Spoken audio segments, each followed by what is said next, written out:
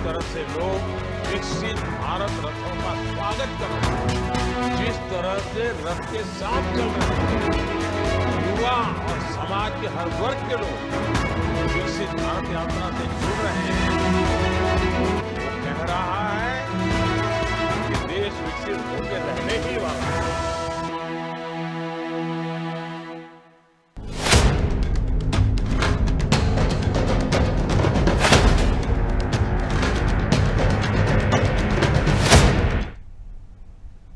विकसित भारत संकल्प यात्रा, आज इसी पर बात करेंगे। आपको बता दें कि प्रधानमंत्री श्री नरेंद्र मोदी ने आज वीडियो कॉन्फ्रेंसिंग के माध्यम से विकसित भारत @2047 युवाओं की आवाज का शुभारंभ किया। कार्यक्रम के दौरान प्रधानमंत्री नरेंद्र मोदी ने इस पहल की शुरुआत में देश भर के राजभवनों में आयोजित कार्यशालाओं में विश्वविद्यालयों के कुलपतियों, संस्थाओं के प्रमुखों और संकाय सदस्यों को संबोधित किया। यह अभियान विकसित भारत संकल्प यात्रा के तहत प्रारंभ किया गया है। हरियाणा में भारत संकल्प यात्रा जोर शोर से निकाली गई। आपको बता दें कि हरियाणा में भी कार्यशाला आयोजित की गई।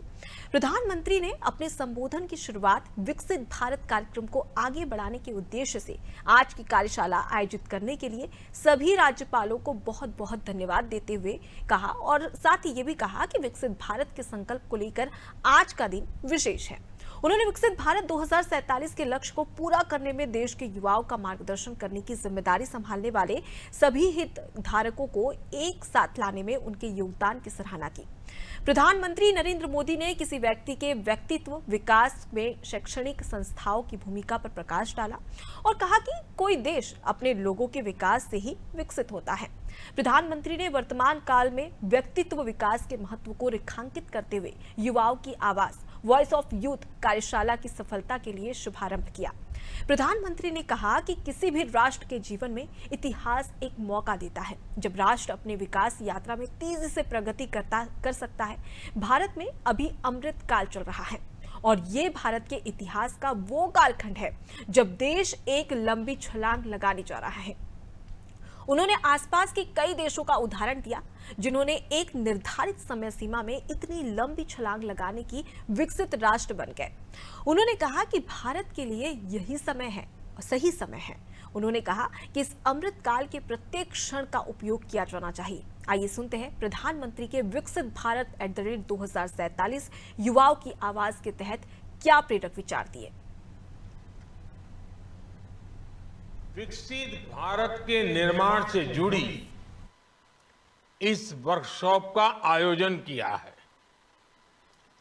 देश की युवा शक्ति को दिशा देने का दायित्व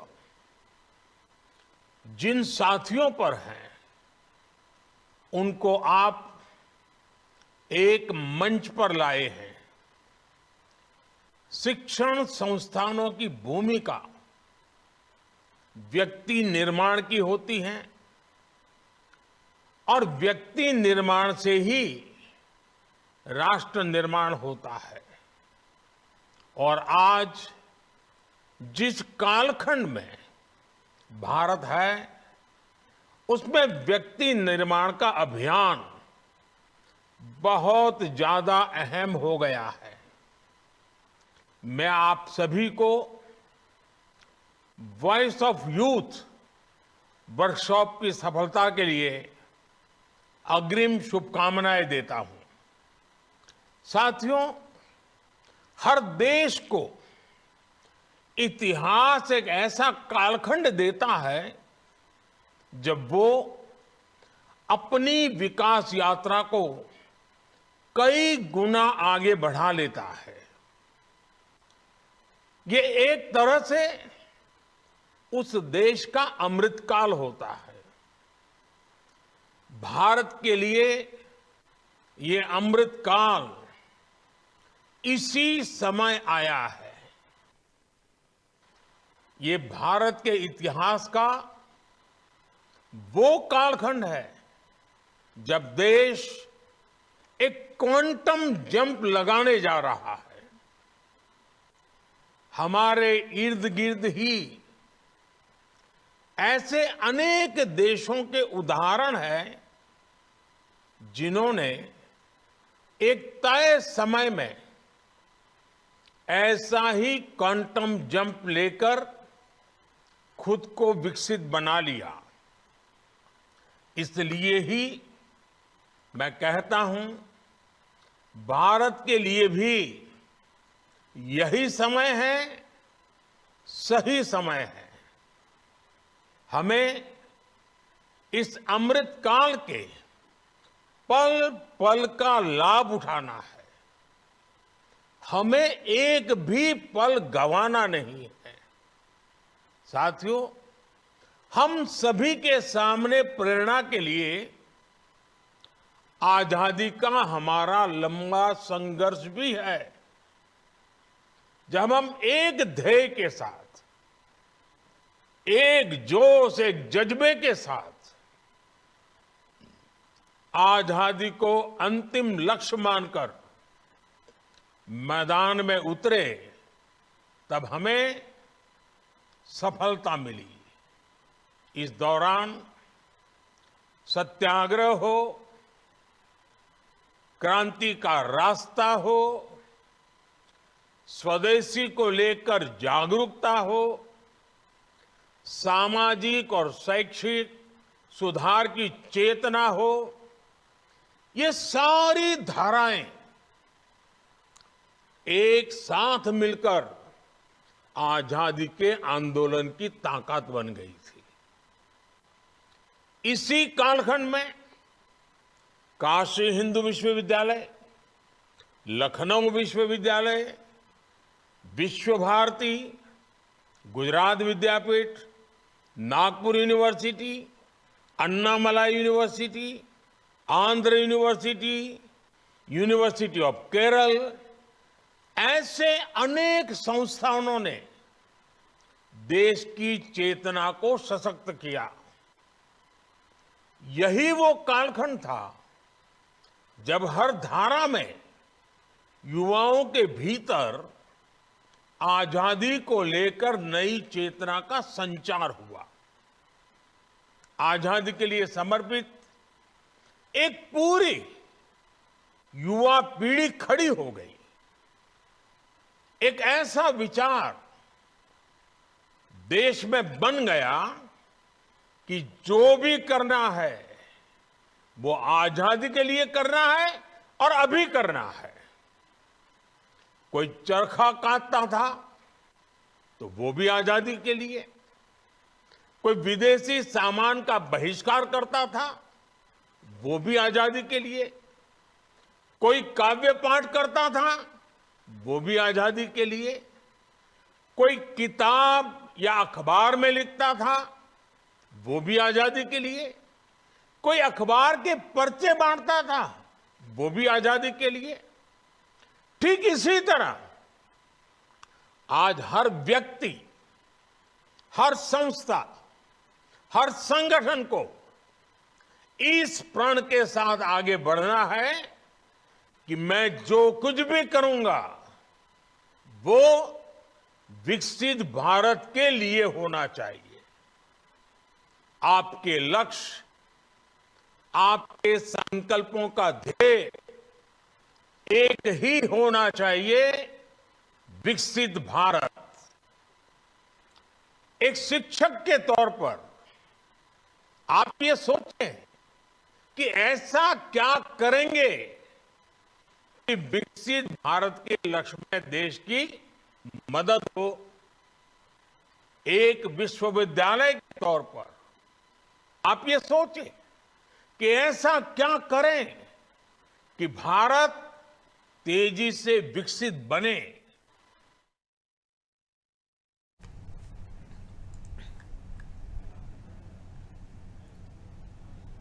तो देखिए, केंद्र और राज्य सरकार की बात कर ली जाए तो लगातार कोशिश की जा रही है कि किस प्रकार से विकसित भारत बनाया जा सके, समृद्ध भारत बनाया जा सके। इसी की बात यहाँ पर की जा रही है। देखिए, ग्राफिक्स के जरिए हम आपको बता रहे हैं केंद्र राज्य के कल्याणकारी कार्यक्रमों को अंतिम छोर तक पहुंचाने ये यात्रा निकाली जा रही है, जहां विकसित भारत संकल्प यात्रा से प्रतिदिन प्रदेश के हजारों लोग जुड़ रहे हैं।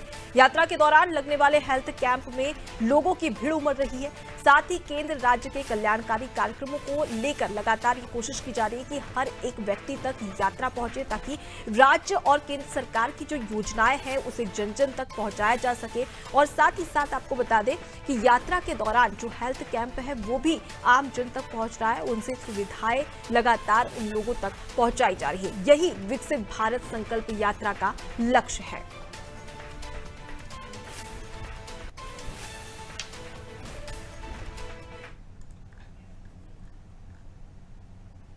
विकसित भारत संकल्प यात्रा अंबाला के गांव रायवाली पहुंची। इस मौके पर लोगों की सुविधा के लिए सभी विभाग के अधिकारी मौजूद रहे। साथ ही ग्रामीणों ने विकसित भारत संकल्प यात्रा का भव्य स्वागत किया। केंद्र सरकार की योजनाओं की जानकारी देने के लिए भारत सरकार विकसित भारत संकल्प यात्रा प्रदेश भर में निकाली जा रही है। लोग सरकार की योजनाओं का लाभ भी उठा रहे हैं, साथ ही सरकार की जमकर तारीफ भी की जा रही है। इस दौरान ग्रामीणों की समस्या का निराकरण किया गया। इसके साथ ही उज्ज्वला योजना के तहत गैस सिलेंडर भी वितरित किए गए। तो विकसित भारत संकल्प यात्रा की शुरुआत हो चुकी है और अब इस दौरान आपको बता दें कि हर वो काम और हर जो आम लोग हैं उन तक सुविधाएं पहुंचाने के तहत ही विकसित भारत संकल्प यात्रा निकाली जा रही है, जिसके तहत ग्रामीणों ने इस यात्रा का भव्य स्वागत किया। जब ये हरियाणा के अंबाला पहुंची, आपको बता दें कि विकसित भारत यात्रा के तहत लोगों ने सरकार की जमकर तारीफ की है, क्योंकि लोगों को कई सारी सुविधाएं विकसित भारत संकल्प यात्रा के तहत मिल रही है। आपको बता दें कि इस दौरान जो आम लोग थे जिन्हें जरूरत थी उन्हें सिलेंडर गैस भी दिया गया है। तो इससे स्पष्ट होता है कि कहीं ना कहीं यहाँ पर लगातार काम किया जा रहा है। जो स्वयं सहायता समूह से जुड़े हुए हैं, हम इसका लाभ उठा के अपना आजीविका कर रहे हैं। बहुत अच्छा मानते हैं। हम तो सबको यही कहना चाहते हैं कि वो ज़्यादा से ज़्यादा इस योजना का लाभ उठाएं और स्वयं सहायता समूह से जुड़े। जैसे हमने अपनी आजीविका शुरू की है, सभी अपनी अपनी आजीविका शुरू करें। आज हमारे गांव में विकसित भारत संकल्प यात्रा जो आई है, इसका बहुत ही भव्य स्वागत हुआ और सभी लोगों ने बढ़ चढ़कर भाग लिया। मोदी की गाड़ी की गारंटी की गाड़ी हमारे गांव में पहुंचाने के लिए सबसे पहले मैं अपनी भारत सरकार और अपने राज्य की सरकार का बहुत बहुत तहे दिल से धन्यवाद करती हूं। और ये जो यात्रा आई थी, सभी अधिकारियों ने गांव में सब लोगों के पास जाकर हमारे प्रधानमंत्री नरेंद्र मोदी जी और हरियाणा सरकार जी द्वारा जो योजनाएं चलाई जा रही हैं उसके बारे में बताया और काफ़ी सारे लोग इस योजनाओं का लाभ भी उठा रहे हैं और लोगों ने बहुत ही बढ़ चढ़ कर इसमें हिस्सा लिया। माननीय मनोहर लाल जी के और केंद्र में माननीय नरेंद्र मोदी जी के नेतृत्व में जो संकल्प यात्रा की गारंटी वाली मोदी जी की वैन आज ग्राम रायवाली में पहुंची है, तो इसमें ज़्यादातर समस्याएं एक तो आधार कार्ड या अपना ये परिवार पहचान पत्र के रूप में या पेंशन के रूप में हुई है, और जो ये यहाँ आयुष्मान कार्ड है वो भी यहाँ पे मौके पे हमारे अधिकारियों ने जिसका भी बनने को था उसके लगभग 8 से 10 आयुष्मान कार्ड मौके पे बनाए गए हैं। और उज्ज्वला योजना की तरफ से भी हमारी गरीब बहनों को, माताओं को यहाँ पे सिलेंडर और गैस चूल्हे प्रोवाइड कराए गए हैं।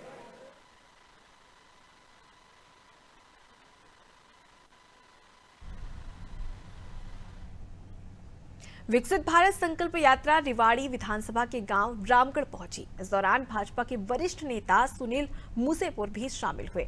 आपको बता दें कि वहीं ग्रामीणों ने फूल मालाओं और पगड़ी बांधकर उनका जोरदार स्वागत किया। यात्रा में स्टॉल का निरीक्षण भी किया गया। इस मौके पर स्कूली छात्राओं ने सांस्कृतिक कार्यक्रम की प्रस्तुति दी। उन्होंने कहा कि प्रधानमंत्री नरेंद्र मोदी का सपना साकार हो रहा है। अंतिम पायदान पर खड़े व्यक्ति तक कल्याणकारी योजनाएं पहुंचाई जा रही हैं।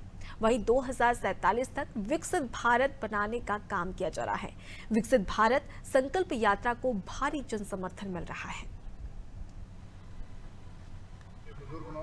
नौजवान साथी और प्यारे बच्चे जो यहाँ आज आए हैं, इनको सबसे पहले मैं नमन करना चाहूँगा कि आपकी इस धरती पे आज मुझे आने का मौका मिला और साथ साथ सरकार को लाने का मौका मिला। ये हरियाणा सरकार के जितने कर्मचारी यहाँ बैठे हैं, ये प्रोग्राम हरियाणा सरकार और भारत सरकार का एक प्रोग्राम है जिसके अंदर जितनी भारत सरकार और हरियाणा सरकार की योजनाएं हैं उनके लिए आपके दरवाजे पे सरकार को अफसरों को भेजा है कि जो काम आज तक आपके रह गए हों, जो सरकारी स्कीमों का फायदा आपने नहीं उठाया हो, किसी कारण से, चाहे जाने के कारण से या अफसरों की गलती के कारण से, वो चक्कर कटाने के कारण से, वो सारे काम आज आप इन अफसरों के साथ बैठ के अपने एक एक करके करवा लो। शाम तक यहीं रहेंगे, जब तक आपके काम नहीं करेंगे, जब तक ये जाएंगे नहीं।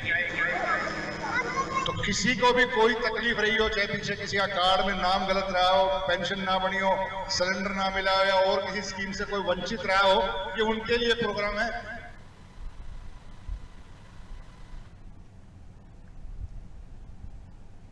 कुरुक्षेत्र के गांव डोडा खेड़ी में विकसित भारत संकल्प एवं जनसंवाद यात्रा का कार्यक्रम हुआ।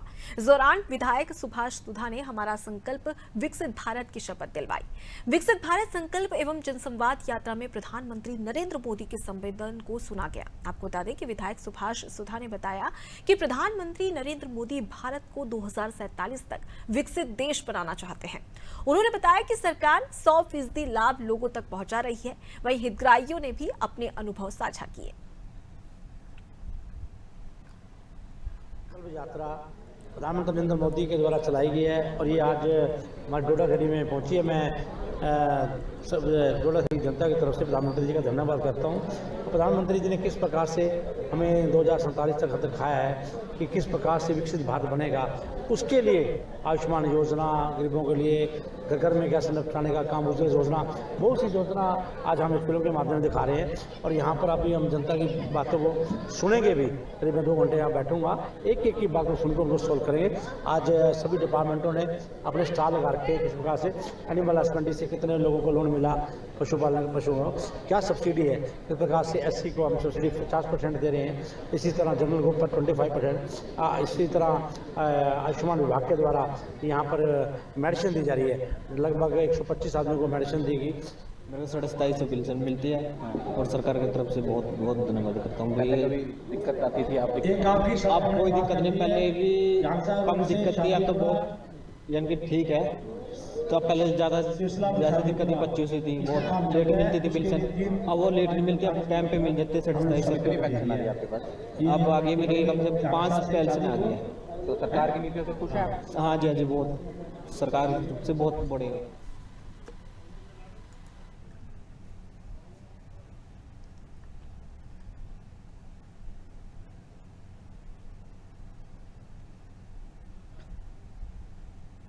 विकसित भारत संकल्प यात्रा से प्रतिदिन प्रदेश के हजारों लोग जुड़ रहे हैं। आपको बता दें कि यात्रा के दौरान लगने वाले हेल्थ कैंप में लोगों की भीड़ उमड़ रही है। इससे स्पष्ट होता है कि आखिर कितने लोग इसकी वजह से तमाम जो योजनाएं हैं उनका लाभ पहुंच रहा है।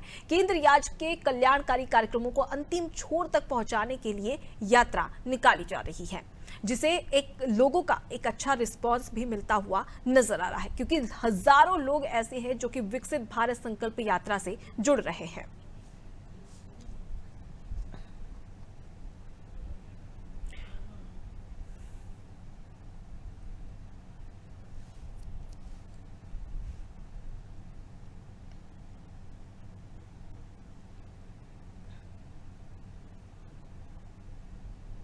तो इसी के साथ बुलेटिन में इतना ही। देखते रहिए नादी टीवी। नमस्कार।